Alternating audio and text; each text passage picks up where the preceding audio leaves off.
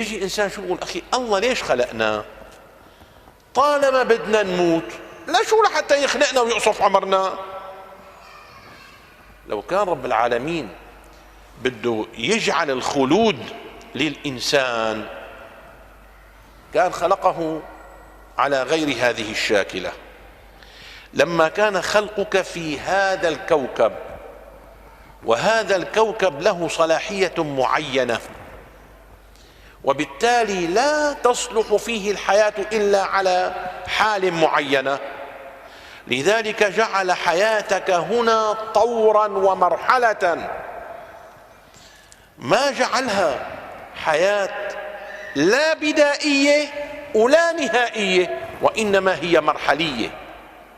أما الحياة البدائية فهي لما كونك سبحانه وتعالى في صلب سيدنا آدم عليه الصلاة والسلام.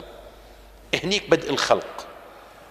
الله عز وجل شو قال؟ خلقكم أطوارا، هنيك البداية.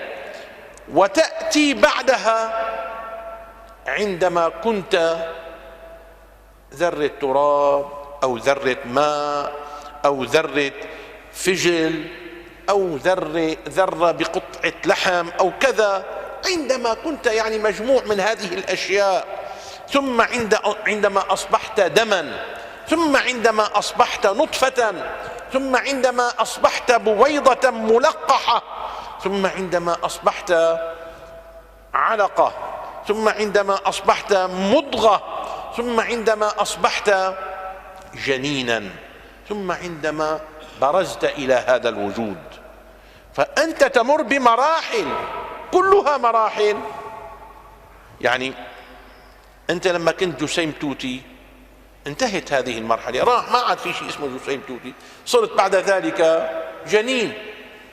ولما طلعت من بطن أمك ما عاد اسمك جنين، راحت مرحلة الأجنة، ثم بعد ذلك أصبحت طفل عم ترضع، ما في لا وعي ولا كذا.